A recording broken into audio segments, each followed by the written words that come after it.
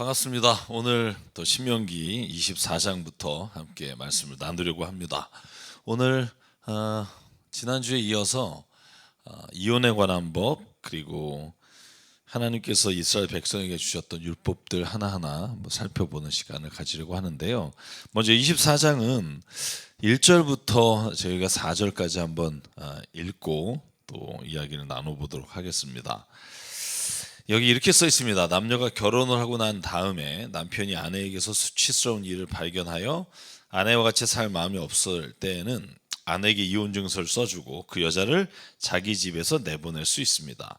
그 여자가 그의 집을 떠나가서 다른 사람의 아내가 되었는데 그 둘째 남편도 그 여자를 싫어하여 이혼 증서를 써주고 그 여자를 자기 집에서 내보냈거나 그 여자와 결혼한 둘째 남편이 죽었을 경우에는 그 여자가 이미 몸을 더럽혔으므로 그를 내보낸 첫 번째 남편은 그를 다시 아내로 맞아들일 수 없습니다.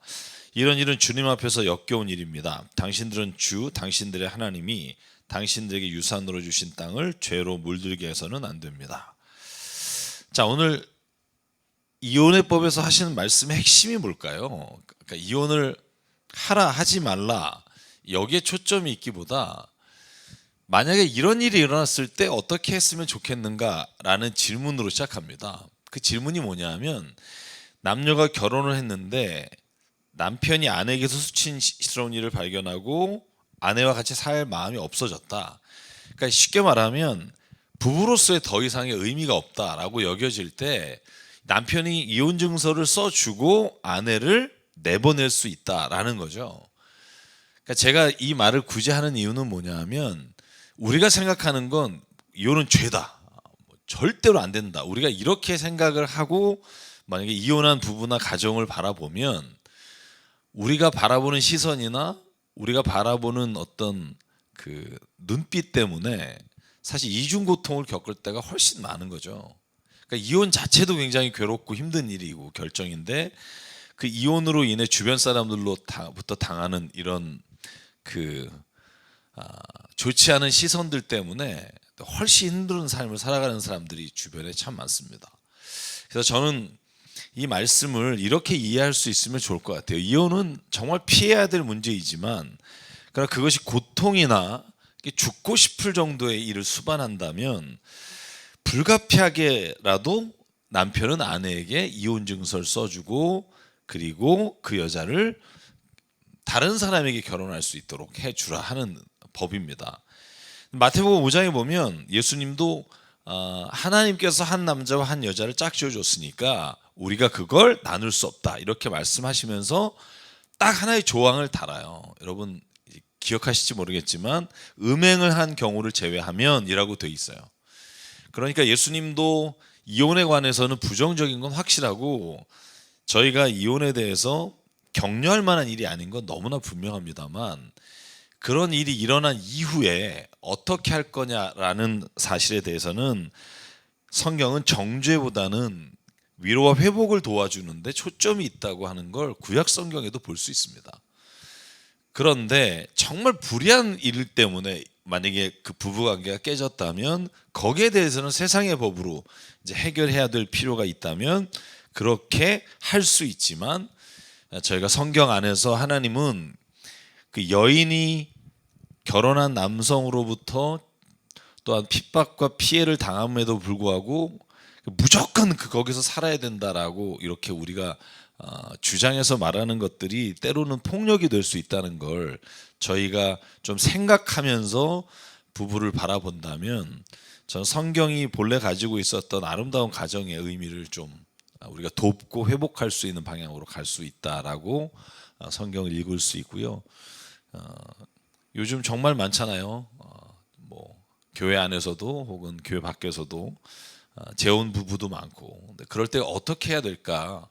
저는 성경이 본래 가지고 있는 법의 취지가 제가 뭐라고 그랬죠? 죽이는 게 아니라 살리는 거고 망하게 하는 게 아니라 복을 누리게 하는 게 하나님의 법이라면 우리가 무슨 일이 일어나기 전에 그러니까 악한 일 또 나쁜 일이 일어나기 전에 이것을 방지하기 위해서 그렇게 하는 것은 옳지 않다라고 말하는 건 너무나 중요하지만 만약에 그런 일이 일어나서 한 가정이 깨지고 한 사람이 너무나 고통 가운데 있을 때도 거봐 그렇게 하면 안 된다고 성경이 말했잖아 막 이렇게 얘기하면 여러분 그건 성경이 본래 말하려고 하는 법의 의미가 아니고 그때는 이미 어떤 일이 일어나서 누군가 고통과 불행 가운데 있을 때는 성경은 그 사람이 다시 회복할 수 있고 다시 그 가정과 그 개인이 하나님의 형상을 따라 지음받은 자녀로 살아갈 수 있도록 세워주는 게 그게 율법의 정신이고 교회가 가르치는 사랑의 의미라고 생각합니다.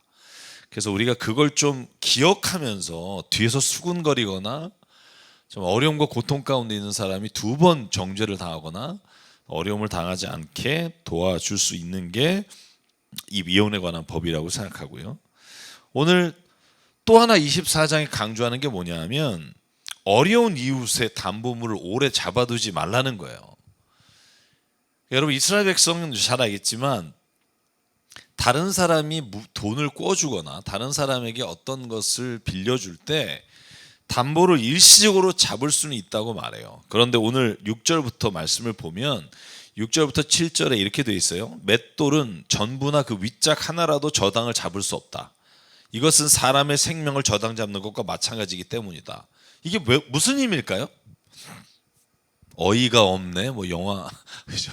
이 어이가 없네가 맷돌에 그 위에가 없는 거잖아. 근데 이 어이가 없네 왜 둘짝이나 위 거를 담보로 못 잡냐면 여러분 밀이나 음식을 이 맷돌로 갈지 않으면 먹을 수가 없단 말이에요. 그러니까 쉽게 말하면 이걸 저당 잡아서 주지 않는다 그러면 그 집안이 밥을 해 먹을 수가 없는 거예요. 음식은 해 먹을 수가 없어요. 누룩이 들어가지 않은 빵이든 들어간 빵이든 먹을 수조차 없기 때문에 아무리 그 사람에게 돈을 빌려주고 담보를 잡더라도 담보를 잡지 말아야 될 것이 있는데 그 맷돌이라는 거죠. 어떤 사람이 같은 결의인 이스라엘 사람을 유교하여 노예로 부리거나 판 것이 드러난다면 그 유교한 사람은 죽여야 한다. 당신들은 당신들 가운데 그러한 악의 뿌리를 뽑아야 한다. 제가 지난주에 말씀드린 거 기억나나요? 이스라엘의 종은 우리가 생각하는 식민지 시대의 노예가 아니다. 종과 노예는 확연히 구분된다. 영어로도 뭐 완전히 다른 단어잖아요.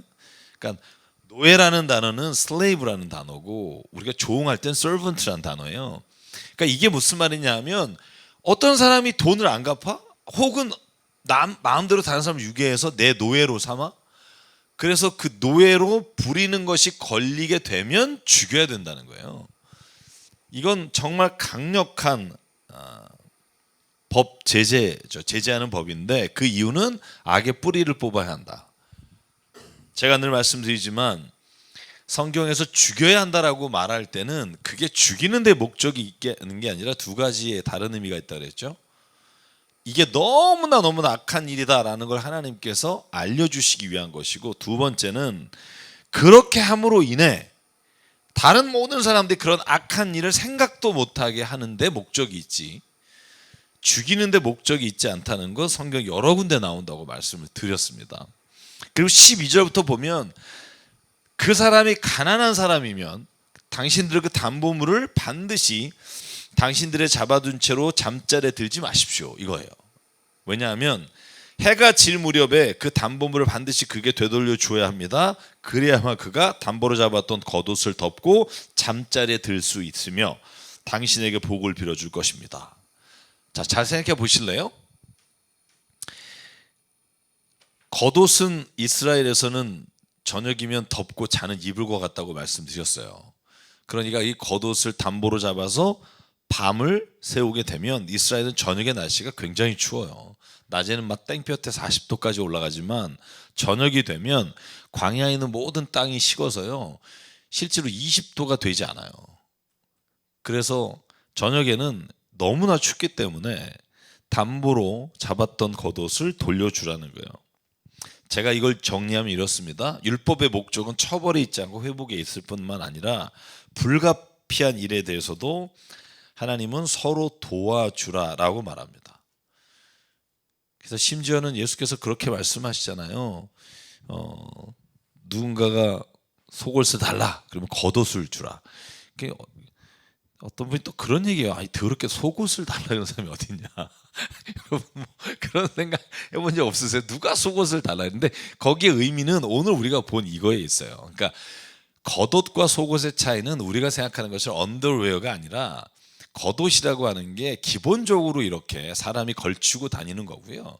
이 겉옷이라는 건 그 위에 그 추위를 막기 위해서 그 위에 덮는 옷을 보통 이스라엘에서는 겉옷이라고 말합니다. 그래서 하나님의 법은 예수님 때 와서 이렇게 달라진 게 아니라 원래 구약의 정신을 예수님이 이렇게 살려내셨다라고 보는 게 보다 더 정확한 거고요. 24장 마지막에 보면 16절부터 17절 18절에 정말 중요한 말씀이 있어요. 그 말씀이 뭐냐면 자식이 지은 죄 때문에 부모를 죽여서는 안 되고 부모의 죄 때문에 자식을 죽일 수 없다. 사람은 저마다 자기가 지은 죄 때문에 죽임을 당한다. 여러분 이건 너무나도 명확하게 성경에서 우리에게 주신 말씀이죠. 그가 만약에 심판의 자리에 간다 그러면 그 개인의 죄로 인해 그가 구원받지 못하고 구원함을 받을 수 있어요. 그런데 만약에 여러분 내가 그 자식 대신 지옥 갈게요, 이게 안 된다는 거예요. 더불어 이건 뭘 말할까요? 성경 안에서 여러분 연옥이라든지 면죄부라든지 뭐 자식이 부모를 위해서 지극정성 공양을 하거나 헌금을 많이 하면 그 사람이 천국에 간다, 이런 말 자체가 성립이 안 돼요, 성경상으로는. 왜냐하면 어떤 보이는 죄도 부모에게서 자녀로 못 가고 자녀에게서 부모로 못 가는데, 반대로 죄가 그렇다면 그 사람의 사는 문제, 구원의 문제도 자식이 부모를 대신할 수 없고 부모가 자식을 대신할 수 없어요. 그러니까 이 교회라고 하는 곳이 하나님의 뜻이 아니라 세상에서 교회가 어떤 일을 행하려고 할 때 필요한 돈이나 아니면 사람들의 마음을 얻기 위해서 성경에 없는 내용을 덧붙이는 것은 저는 죄라고 생각합니다. 그래서 오직 구원에 관한 건 한 개인이 하나님 안에서 얻게 되는 심판과 또 하나님 안에서 그가 받게 되는 마지막 구원에 관한 문제는 본인에게 전적으로 달려 있다는 거죠. 그래서 오늘 17절 18절에는 어떤 말을 첨가하냐 하면 외국 사람과 고아의 소속을 맡아 억울하게 재판해서 안 됩니다. 과부의 옷을 저당 잡혀서는 안 됩니다. 당신도 이집트 땅에서 종살이 하던 것과 주 당신들의 하나님이 당신에게 거기에서 속량해 주신 걸 기억하십시오. 내가 당신들에게 이런 명령을 하는 까닭도 바로 여기에 있습니다. 자, 외국 사람, 고아, 또 어려운 이웃, 친구가 되어주는 것이 율법이다. 제가 여러분에게 하나 질문할게요. 법은 왜 있을까요? 법을 주신 이유가 뭘까요? 힘 있는 사람 지켜주기 위해서? 율법을 읽어보면 힘 있는 사람을 지켜주기 위한 법은 제가 볼 때 따로 존재하지 않고요. 오늘 여기에 나와 있는 것처럼 억울하거나 아니면 힘이 없거나 자기 권리조차도 주장할 수 없는 사람들을 위해서 하나님께서는 이 법을 만들어서 힘이 있거나 돈이 있거나 아니면 권력을 가진 사람들이 마음대로 할 수 없도록 하기 위해서 주신 게 율법이에요. 지금까지 살펴본 게 다 그렇잖아요. 너희가 만약에 나름의 것을 뺏었거든 그 뺏은 사람의 것을 발견하게 되면 그에게 뺏은 걸 돌려주고 5분의 1 더하고 막 이런 게 뭐냐면, 아니 힘 있는 사람은 뺏어서 누가 달라 그러면 야 내 거야 이러면 끝나요. 근데 이 법을 주시는 이유는 그렇게 하지 말라고 주신 거예요. 그래서 원래 근본적으로 율법은 약자법입니다. 약자를 위한 법. 그래서 항상 중간에 후렴구처럼 나오는 게 그거예요. 외국 사람과 고아와 과부, 어려운 이웃의 친구가 되어주고 그리고 그 사람들에게 최소한의 것을 지켜주는 거, 이게 하나님이 당신들에게 이 명령을 하는 이유다 이렇게 쓰고 있단 말이죠. 다시 말하면 이걸 만약에 지키지 못하면 그 법은 정말 하나님과는 전혀 거리가 먼, 하나님과는 등을 지게 되는 그런 법의 적용이다라는 거죠. 그래서 뒷부분에 또 나오기 때문에 제가 여기서 더 얘기는 안 하겠지만 기본적으로 재판하는 사람, 재판장에게 훨씬 더 엄격하게 하나님께서 하시는 말씀의 이유가 있다고 봅니다. 자, 그게 25장이에요. 여기서 제가 좀 설명을 할게요. 자, 25장 1절부터 제가 3절까지 읽을게요. 사람들 사이에 분쟁이 생겨서 그들이 법정에 서게 되면 재판장은 그들을 재판하여 옳은 사람에게는 무죄를, 잘못한 사람에게는 유죄를 선고해야 합니다. 유죄를 선고받은 사람이 매를 맞을 사람이면 재판관은 그를 자기 앞에 엎드리게 하고 죄의 정도에 따라 매를 때리게 해야 합니다. 그러나 매를 40대가 넘도록 때려서는 안 됩니다. 40이 넘도록 때려서 당신들의 결례가 당신들 앞에서 천이 여김을 받아서는 안 됩니다. 여러분, 신약에도 이런 말이 나오지만 재판할 때 너희가 뇌물을 받아서 판결을 그르게 하면 안 된다. 그게 가난한 사람도 그렇고 부자도 그렇고 뇌물에 의해서 너희의 재판이 옳은 결정을 하지 못하게 된다면 그 재판한 사람이 오히려 벌을 받게 되는 것. 이게 구약에서 말하는 재판장의 위치인데요. 근데 제가 여러분에게 질문할게요. 재판을 하는 게 사람이잖아요. 근데 사람이라는 건 언제나 의도가 있어요. 이게 의식적인 의도가 있고 무의식적인 의도가 있어요.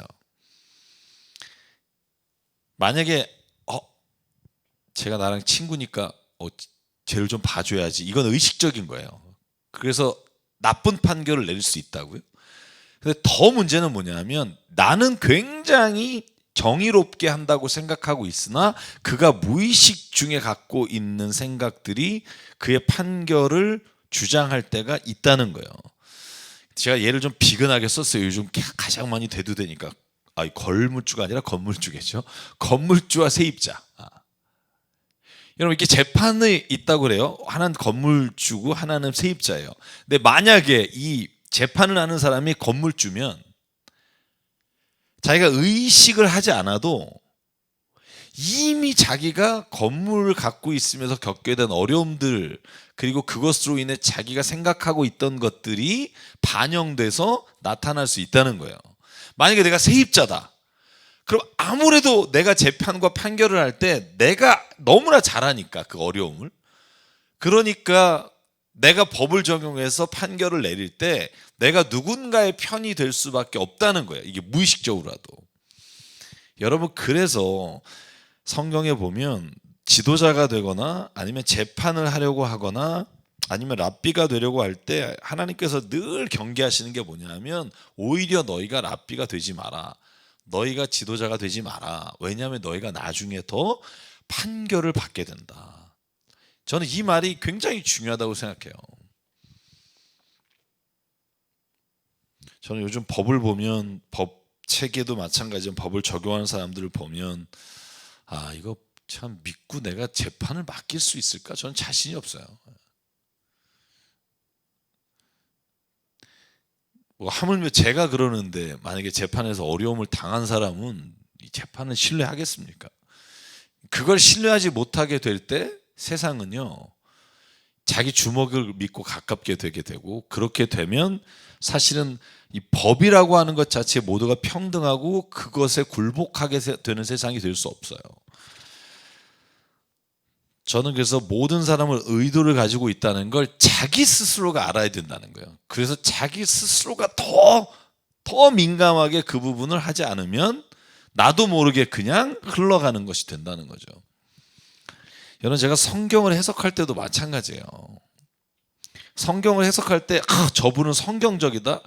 여러분, 그런 얘기를요, 여러분 쉽게 할 수 없습니다. 무슨 성경 해석에는 의도가 있어요.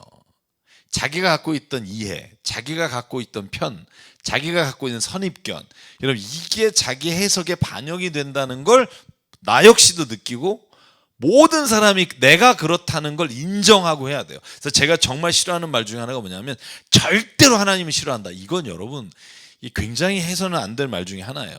특별한 경우를 제외하고. 하나님 악하시다. 이건 절대로 해서는 안 된 말이겠죠. 근데 만약에 다른 해석에 있어서는 얼마든지 우리가 내가 의도가 있는 것을 스스로가 인정하고 내가 어떤 의도를 가지고 성경을 보는지를 자기 머리 구조와 자기 마음을 알 수 있는 게 너무 중요하다는 거죠. 잘 마음에 와닿지 않으시면 제가 예를 하나 들게요. 동성애 요즘 뜨겁잖아요. 그럼 동성애에 관해서 제일 알고 싶은 게 뭐예요? 우리 성경에서 제일 알고 싶은 거. 동성애는 뭐 창세기 보면 이러고 나오고 뭐 롯이 타락해서 소돔과 고모라 나오고 막 쭉 나오는데 제일 우리가 그리스도인으로서 알고 싶은 게 뭐예요? 어떻게 대하냐는 것도 있지만 성경 안에서 예수님은 뭐라고 했는지 궁금할 거 아니에요. 그러니까 예를 들어서 다른 누군가는 했는데 예수님은 동성애에서 뭐라고 얘기했나? 눈 아주 막 부릅뜨고 찾아봐도 예수님이 한마디도 안 하셨어요. 자, 그럴 때 제가 이제 예전에 디베이팅하고 학교에서 수업 시간에 논쟁을 할 때 재미있는 건 둘로 나눠져요. 예수님이 동성애 언급 안 하신 이유는 첫째, 예수님은 동성애가 죄라고 생각하지 않으셨기 때문에 그 말씀을 안 하셨다는 거예요. 이게 첫 번째 부류의 사람들이에요. 두 번째, 예수님이 동성애에 관해서 언급하지 않으신 이유는 이건 당연히 죄니까 또 언급할 필요조차도 없었다라고 말하는 쪽이에요. 여러분, 똑같은 걸 봐도 말하는 사람의 의도에 따라 전혀 다른 해석이 가능해요. 제가 왜 이런 말씀을 드리냐면 성경은 나는 객관적이고 성경적으로 푼다라고 스스로가 말을 하면서 다른 사람이 말하는 것을 적대적으로 두는 것이 위험하다는 거예요. 제가 전제로 두는 건 있어요. 그것이 옳으냐 그르냐에서 분명한 것을 제외하고, 저는 물론 예수께서 동성애에 대해서 굳이 따로 언급할 필요 없을 정도로 동성애에 대해서는 저는 동의하지 않으셨다고 생각은 해요. 근데 이것도 제가 가지고 있는 동성애에 대한 생각을 반영한 것이기도 하다는 걸 알아요.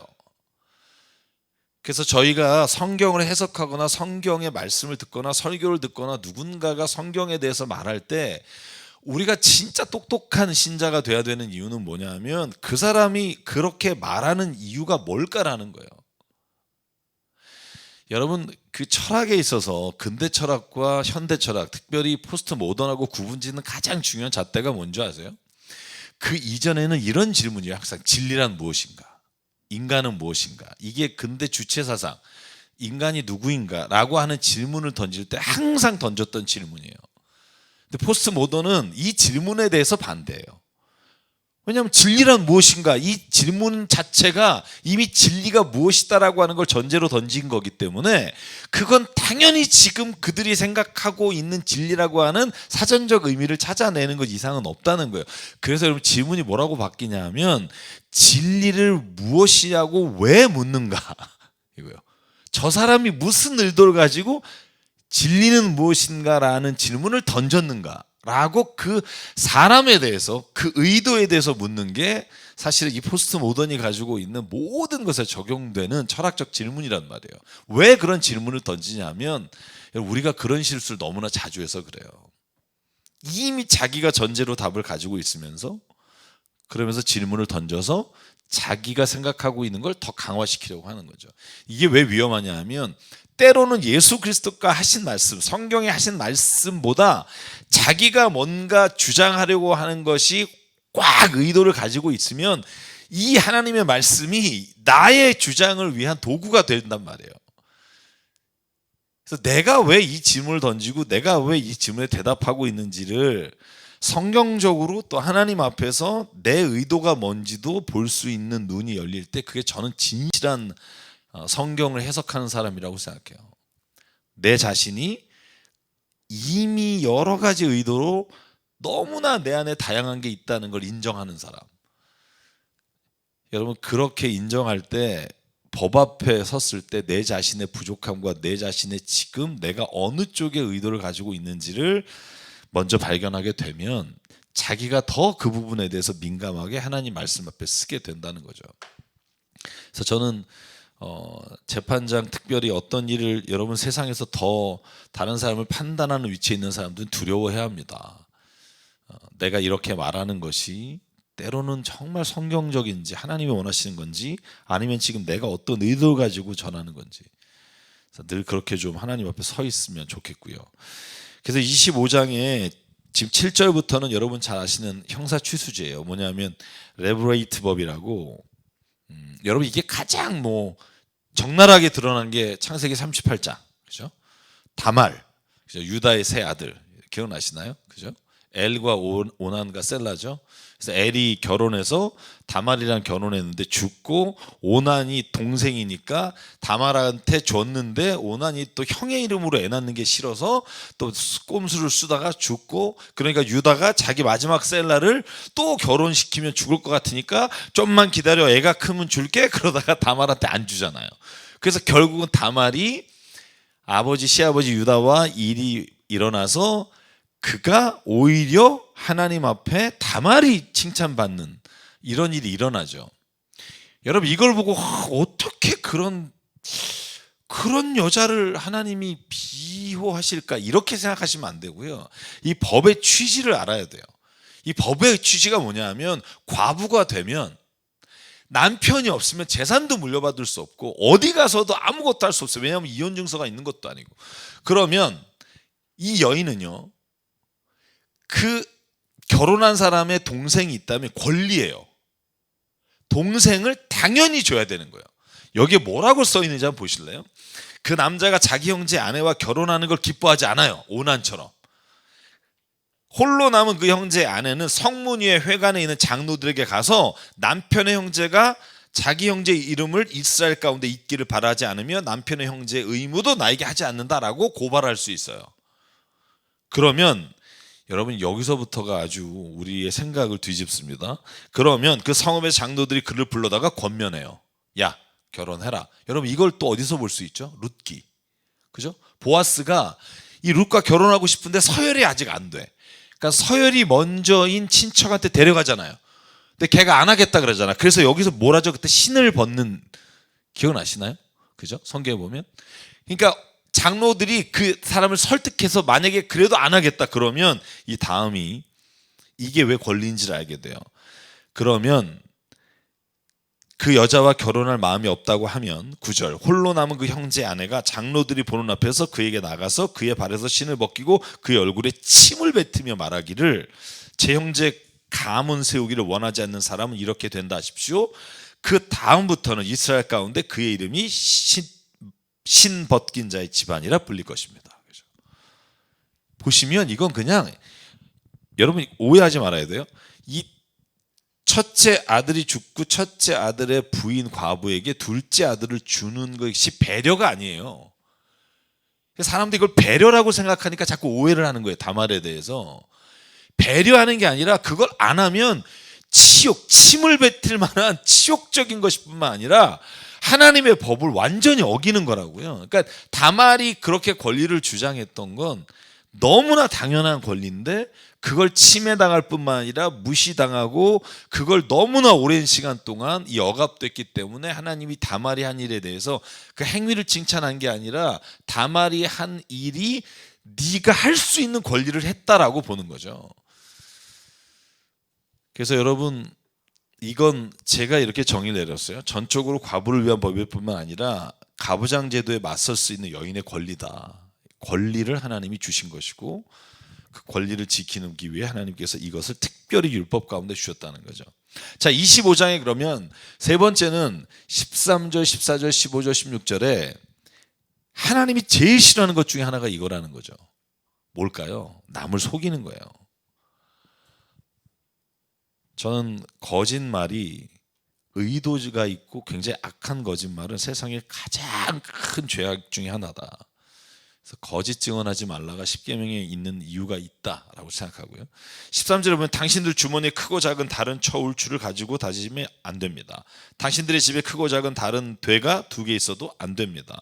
당신들은 바르고 확실한 저울추와 바르고 확실한 되를 사용하십시오.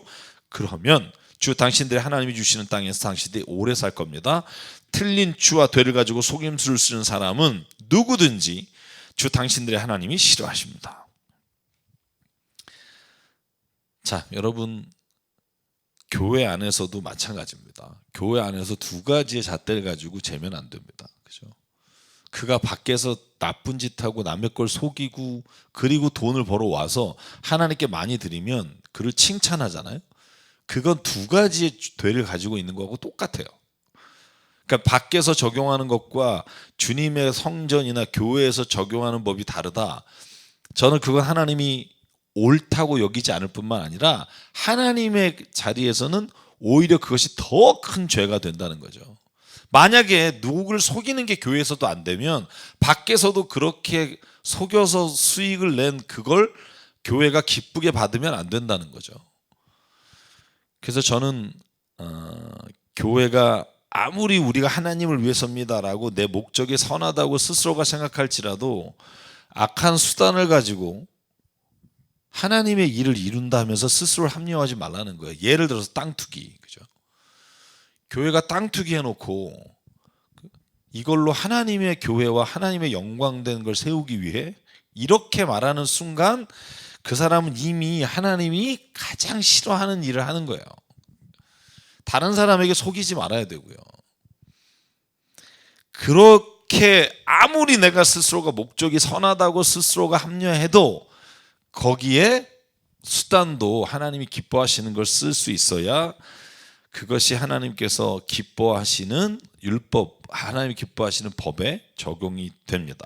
그래서 저는 이걸 교회 안에서도 동일하게 해 나가려고 노력하는 모습이 가장 필요하다고 봐요. 자, 이제 27장 넘어갈게요. 28장까지가 이제 하나님이 주시는 법에 관한 말이기 때문에, 자, 26장. 그런데 제일 중요한 게 뭐냐 하면 어떤 유산에도 감사를 잊지 마십시오. 2절, 당신들은 주 하나님이 당신들에게 주시는 땅에서 거둔 모든 농산물의 첫 열매를 광주리에 담아 당신들의 하나님이 각자 이름을 두려고 택하신 곳으로 가져가십시오. 그래서 제사장에 가서 우리 조상께서 주시겠다고 맹세하신 대로 이 땅에 들어와 되었음을 제사장님께 섬기는 주 하나님께 오늘 아뢰옵니다 하고 보고를 드리십시오. 그래서 제가 오늘 이 코로나 시대에 저는 26장의 이 말씀이 그럼에도 불구하고 감사할 수 있는 사람에게는 모든 상황 가운데 하나님이 감사할 일들을 더해 주실 거라고 믿어요. 감사를 빼면 사실 우리 인생은요 아무것도 남는 게 없어요. 그래서 감사를 잊어버린 삶은 다른 어떤 것에도 만족을 얻을 수 없다. 제가 아는 목사님이 매일 감사 기도를 3개씩 올리시는데 한번 해볼까? 뭐 이런 생각이 들다가도 맨날 읽으면서 또 드는 생각이 너무 비슷한 걸 왜 계속 올리나 이런 생각이 또 들어요. 왜냐하면 뭐 감사라는 게 뭐 획기적인 게 얼마나 있겠어요. 뭐 오늘 뭐 딸하고 같이 몰에서 감사하고 뭐 자연 속을 걸어서 감사하고.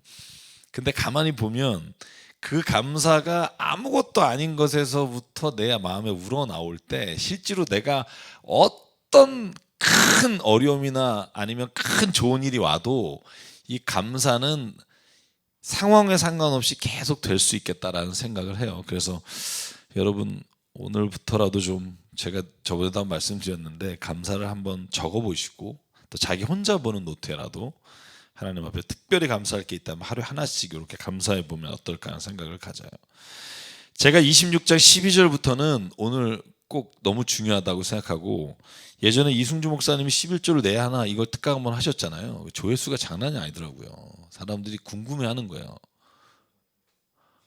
그렇죠. 일단 조회수가 많으면 뭐 싫다는 건 당연히 많아져요. 근데 제가 보면 11조에 관련된 게 어떤 사람이 올리든 정말 사람들이 관심이 많아요.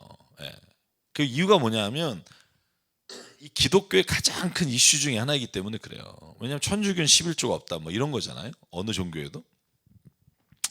근데 다른 종교는 복 받으려고 내는 거예요. 저는 죄송해요. 다른 종교는 복비 내는 것 같아요.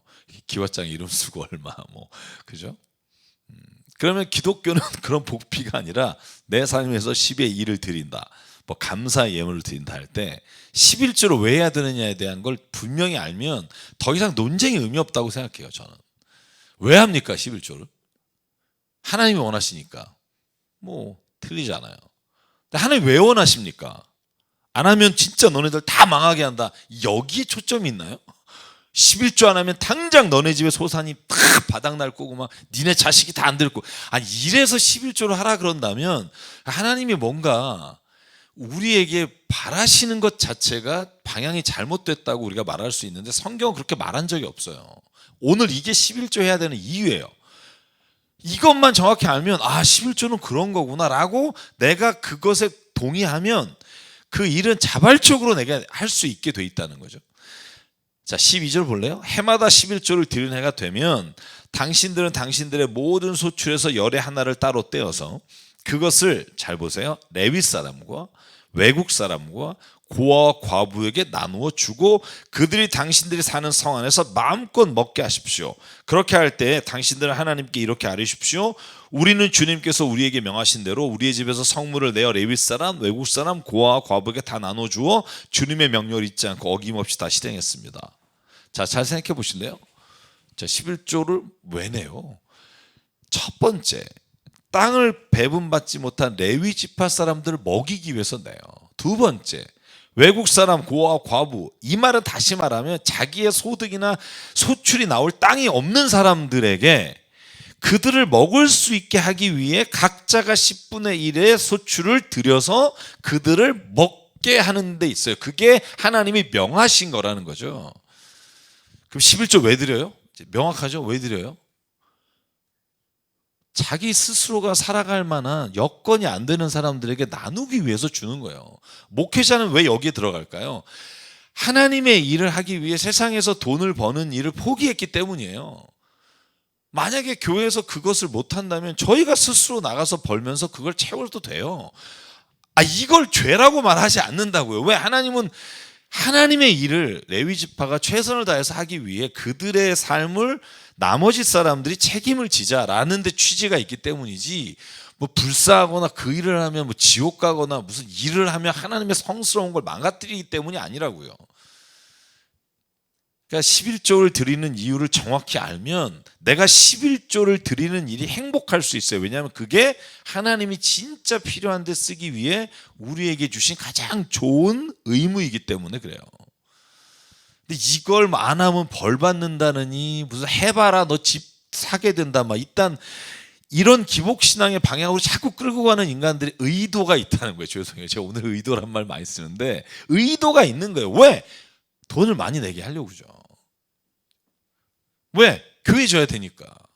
왜? 뭐 하고 싶은 거 해야 되니까. 근데 성경은 그런 게 아니에요. 진짜 하나님이 10의 1조를 너가 정말 드려야 된다면 이 땅에 진짜 어렵고 힘들고 자기가 아무리 발버둥 쳐도 먹고 살 수 있을 만한 여력이 없고 자식이 태어나는데 자식이 부모로부터 아무런 도움을 받을 수 없어 스스로 노력하고 해도 아무것도 할 수 없는 일에 너희가 낸 그것이 그들에게 삶의 자리에서 하나님이 주시는 소출을 나눌 수 있는 기회가 된다. 행복한 은 아닙니까? 이거 정말. 그죠? 여러분이 11조를 드리십시오. 그러면 그걸 정말 하나님이 이 세상에서 원하시는 일에 쓰임 받는 거. 교회가 해야 될 일이고. 11조 해야 되냐 또 안 해야 되냐 또 11조는 또 뭐 개독교회 뭐다 이것도 몰라서 그래요. 그리고 교회가 잘못 썼기 때문에 그래요. 만약에 진짜 교회가 이 뜻을 받아 그렇게만 한다면 누가 싫어하겠어요. 세금도 내는데. 그래서 사랑하는 여러분 11조를 내실 때 이유를 분명히 아십시오. 여러분이 그걸 내므로 인해서 뭐 아주 뭐 안 낸 사람과는 다른 어떤 기가 막힌 복을 받거나 아니면 안 내면 무서워서 벌 받을까가 아니라 오늘 말한 대로 레위 사람과 외국 사람과 고아와 과부에게 나누어 주고 당신의 성 안에서 좀 마음껏 먹을 수 좀 있게 해주는 거. 그죠? 이것보다 좋은 일이 어디 있어요? 내 이웃이. 그래서 저는 11조는 그냥 행복한 일이다 이렇게 생각하시고 그 일을 행할 수 있도록 살아가면 좋겠고요. 자, 26절 마지막에 보면 하나님께서 이렇게 말해요. 오늘 당신들에게 준 이 법을 지키십시오. 이 명령을 따르십시오. 그렇게 되면 19절 그가 지으신 모든 백성보다 당신들을 더욱 높이실 겁니다. 당신들이 칭찬을 받고 명예와 영광을 얻게 될 겁니다. 말씀하신 대로 당신들을 주 당신들의 하나님의 거룩한 백성이 되게 하실 것입니다. 이건 그러니까 특권을 얻는 것이지 하나님의 자녀가 된 또 하나님이 우리에게 주시는 명예를 얻는 아주 정말 이 법을 지킬 때 그런 영예로운 일이 일어난다는 거예요. 하나님의 거룩한 백성이 되고 요 뒤에 연결해서 나오니까 제가 이거 넘어갈게요. 27장. 자, 예배 드리는 게 가장 중요합니다. 그게 27장 첫 부분에 나와요. 당신은 다듬지 않은 자연석으로 주 당신들의 하나님 제단을 만들고 그 위에 번제물을 올려 당신들의 하나님께 드려야 합니다. 또 화목제를 드리고 거기에서 먹으며 주 당신들의 하나님 앞에서 즐거워하십시오. 당신들 이 돌 위에 이 모든 율법의 말씀을 분명하게 기록하십시오. 여러분, 저는 오늘 여기서 화목제와 또 하나님이 주신 율법을 이렇게 기록하는 것, 이것이 예배라고 생각해요. 예배란 내가 하나님과 화해하고 하나님의 은혜를 체험하고 하나님이 주신 말씀을 내 마음밭에 새기고 그것을 내 삶에서 실천해 나가려고 하는 거, 이게 예배예요. 그래서 이 모든 율법의 사항들을 지켜나가려고 하는 건 가장 중요한 게 예배다. 예배를 통해 하나님이 이 모든 것들을 우리에게 깨닫게 하시고 내 개인의 의도가 아니라 하나님의 뜻을 보게 하시고, 그래서 두 번째 보면 제가 이걸 다 읽고 싶을 정도로 너무너무 본문이 아름다워요. 제가 조금만 읽을게요. 27장 이제 제가 11절부터 볼게요. 그때 모세가 백성에게 말해요.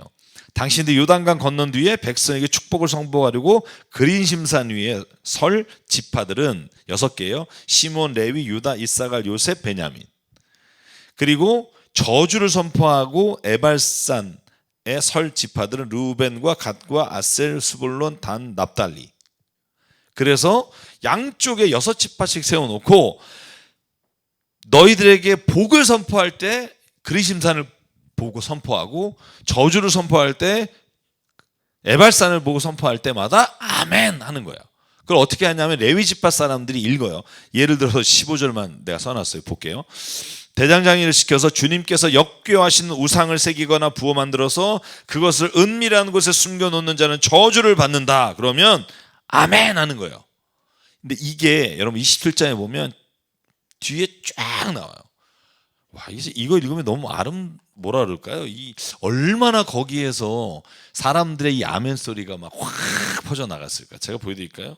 여기거든요. 이 세겜의 왼쪽이 그리심산이고요. 오른쪽이 에발산이에요. 그럼 여기 6지파 쫙, 여기 6지파 쫙 해서 그냥 온 산에, 그죠? 쫙 서 있을 때 모세가 선포하는 거예요. 제가 그 다음에 16절부터 한번 읽어볼까요? 그러면은 이제 뭐라고 대답을 하냐면 이거예요. 16절. 아버지와 어머니를 업신 여기는 자는 저주를 받는다. 모든 백성은 아멘 이러는 거죠. 짐승과 교접하는 자는 저주를 받는다. 아멘. 그리고 뇌물을 받고 죄 없는 사람을 죽이는 자는 저주를 받는다. 아멘 하는 거예요. 그래서 제가 여기에 뭐라고 썼냐면 하나님의 자녀들은요, 하나님의 법이 선포될 때 우리가 아멘하고 순종하는 자리에 세상에서 그리스도인과 하나님의 자녀의 빛을 발할 수 있어요. 왜 교회가 교회답지 않냐면 교회가 하나님의 말씀을 떠났기 때문이고, 왜 교회가 세상으로부터 정말 칭찬과 그 다음에 환영을 받지 못하는가? 저는 하나님의 말씀대로 살았기 때문이 아니라 하나님 말씀대로 살지 않았기 때문이라고 생각해요. 여러분, 세상은요 선한 사람을 원해요. 그리고 정말 자기 목숨을 내놓고 옳은 일을 하는 사람을 원해요. 없어요. 교회 안에 우리는 맨날 그렇게 얘기하니까 하나님은 선하십니다. 우리 착하게 삽시다. 근데 막상 만나보면 전혀 그런 사람이 없어. 그러니까 세상은 교회에 대해서 기대 안 할 뿐만 아니라 모여서 예배하는 것조차도 싫어하는 사람이 너무나 많은 거죠. 만약에 우리가 하나님의 이 모든 선포에 아멘 하고 나간다. 그리고 그 말씀에 아멘이라는 게 동의합니다. 나도 그렇게 하겠습니다. 그렇게 세상을 살아가면 사람들은요 그걸 보면서 와 진짜다 이렇게 고백하게 된다고요. 우리가 왜 안 해요? 그럼 손해보니까. 그렇게 살면 바보 소리 들으니까 우리가 그걸 하기 싫죠. 그리고 핑계를 대요. 어떻게 하나님 이렇게 잔인할 수 있고, 어떻게 이렇게 쓰냐. 왜? 하기 싫으니까. 전 솔직해지자는 거예요, 그냥. 우리 어차피 다 하기 싫은 건 마찬가지일 텐데, 그걸 하나님이 뭐라고 이렇게 얘기하지 말고, 내가 그 법을 지키지 못하고, 내가 내 이익과 욕심에 따라서 그러지 못한다고 하는 걸 회개만 해도 하나님께서는 우리를 미쁘시게 봐주신다는 거죠. 근데 오히려 우리는 어떻게 해요? 하나님을 원망하죠. 하나님 왜 이렇게 하냐고. 그게 우리가 창세기 3장부터 보게 된 인간의 모습이에요. 죄 앞에 섰을 때 아담과 하와가 어떻게 말했는지 아시죠? 너 왜 거기 숨어 있냐? 당신이 보낸 여자가 지금 이 여자 때문에 내 인생 망쳤어. 이거잖아요, 우리. 그죠? 가인에게 묻잖아요. 네 동생이 어딨냐? 내가 그 지키는 자냐? 여러분, 우리가 하나님의 말씀을 따라 살지 못할 때 아멘 해놓고 못하면 회개를 해야 되는데 우리가 그러지를 못해요. 저부터도. 그러니까 세상에서 그리스도인이 힘이 없죠. 그래서 오늘 저는 27장을 가만히 읽으면서 이 아멘이란 게 마음에 너무 와닿았어요. 여러분 보시면 아멘, 아멘, 아멘, 아멘이에요. 이 말은 하나님이 옳습니다. 내가 힘들지만 그렇게 살겠습니다. 이런 선포란 말이에요. 응답이란 말이에요. 그럴 때 저는 세상이 하나님 자녀됨을 선포할 수 있고 그렇게 우리가 나갈 수 있다고 보고요. 마지막 28장 오늘 정리하고 마무리할게요. 그럼 29장 1절부터는 모압 땅에서 선포된 모세 설교라고 되어 있어요. 그래서 29장부터 34장까지 다음 주에 말씀을 나누도록 하고요. 자, 신명기 28장에는요. 제가 두 가지의 초점을 둘게요. 여기에는 복을 선포하는 것과 저주를 선포하는 장면이에요. 자, 여러분 보십시오. 정리한다고 생각하시고 보면 율법은 복을 주기 위한 것이 저주를 위한 게 아닙니다. 자, 1절 볼까요? 당신들이 하나님의 말씀을 귀담아 듣고 내가 오늘 당신들에게 명한 그 모든 명령을 주의 깊게 지키면 주 당신들의 하나님이 당신들을 세상의 모든 민족 위에 뛰어나게 하실 것입니다. 당신들이 당신들의 하나님의 말씀에 순종하면 이 모든 복이 당신들에게 찾아와서 당신들을 따를 것입니다. 당신들은 성읍에서도 복을 받고 들에서도 복을 받을 것입니다. 그리고 우리가 좋아하는 말씀도 계속 나와죠. 뭐 들어와도 복고 나가도 복을 받고 뭐 이 말씀이 계속 나와요. 그죠? 근데 여기서 뭘 알 수 있어요? 뭘? 하나님은요, 복을 주시기 원하는 분이라는 거예요. 하나님의 말씀대로 살면 복을 받는다는 거예요. 저는 이걸 확신해요. 그러니까 하나님의 율법을 지키면 하나님이 더 준다. 이런 개념을 생각하지 마시고요. 하나님의 법을 지키면 여기에서 말한 복들이 당연히 들어와요. 여러분, 만약에 정말 모든 사람들이 속이지 않고 모든 사람들이 자기의 것을 오히려 남에게 주기를 기뻐하고 오히려 다른 사람들이 억울한 일을 당하면 도와주고 여러분 그러면 이 복이 안 올 수 있겠어요? 그죠? 너희가 나가도 들어와도 복을 받죠. 왜? 모든 사람이 복의 근원이 되니까. 자, 제가 연결해서 같이 해볼게요. 그럼 저주는 하나님이 저주 선포도 복하고 똑같아요. 한번 15절부터 보실래요? 내용이 똑같아요. 제가 조금만 읽을게요. 그러나 당신들의 하나님의 말씀을 듣지 않고 내가 당신들에게 명한 모든 명령과 규를 지키지 않으면 다음과 같은 온갖 저주가 당신들에게 닥칠 겁니다. 당신들은 성읍에서도 저주를 받고 들에서도 저주받고 곡식 광주리도 반죽 그릇도 저주받고 몸에서 태어난 자녀도 저주받고 소와 새끼 양새끼도 저주받고 들어와도 저주받고 나가도 패턴이 똑같다니까요. 한번 봅시다. 이렇게 나눠서 자, 율법을 지키고 율법을 안 지키면 똑같은 단어로 구성되어 있어요. 재밌죠? 이게 뭘 의미할까요? 법 안 지키면 하나님이 저주를 퍼부어서 이 자식이 굉장히 삶에서 어려움을 당하게 하신다? 아니요. 그런 의미 전에 한번 그냥 생각해 보자고요. 제가 여기 썼어요. 그죠?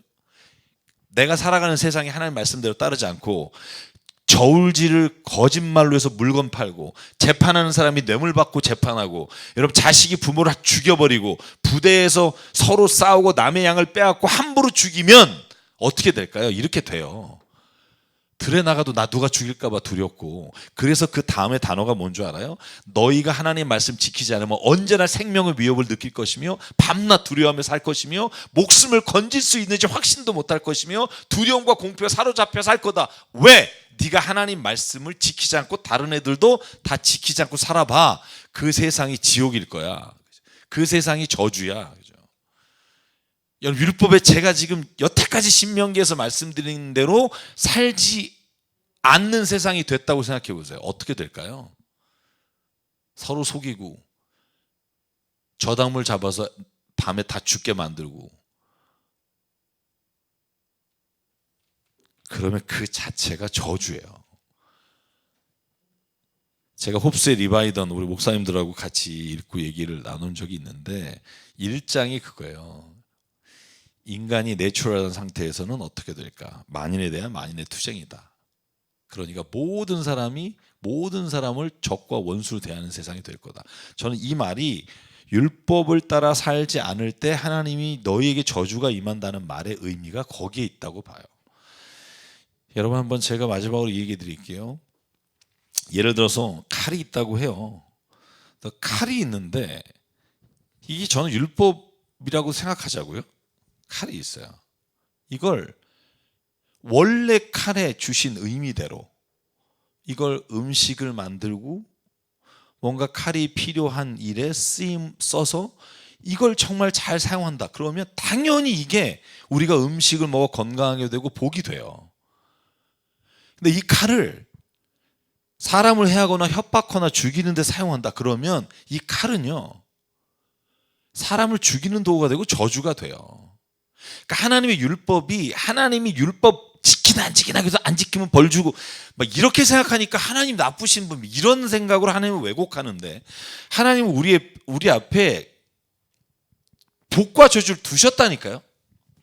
네가 만약에 너희들이 정말 이 법을 따르면 그냥 따르는 자체가 이 세상의 삶이 하나님의 복이 막 흘러 넘칠 거야. 사람과 사람 사이에 막 서로 보기만 해도 막 사랑이 넘치고 내 것과 네 것이 없는 세상이 되고 정말 그 안에서 서로가 서로에게 거짓말하지 않고 부족한 걸 도와주고 재판할 때 정말 어려운 사람 편에 서주고 이러면은 그 세상이 하나님이 복이 흘러가는 통로가 되게 창조하셨다는 거예요. 근데 만약에 하나님이 원래 창조하신 그대로 살지 않으면 이거 하나님이 따로 저주할 필요가 없어요. 왜냐하면 그 자체가 저주예요. 부모가 자식끼리 죽이고 예를 들면 부모가 자식에게 속이고 막 이렇게 해서 서로가 의심의 눈초리와 서로가 공포의 대상. 제가 아직 오늘은 제가 이 본문에서 굉장히 많이 뭔가 이렇게 하나님 주시는 마음이 있었는데 하나님의 말씀 지키지 않는 사람은 항상 이렇게 살 거라는 거예요. 왜? 상대방도 그럴 거라고 생각하니까.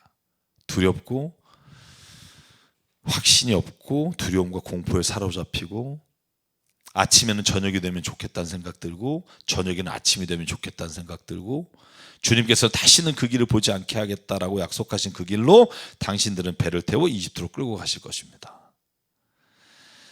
자, 그러므로 하나님의 법이 무너진 세상에서 일어날 일은 저주밖에 없다.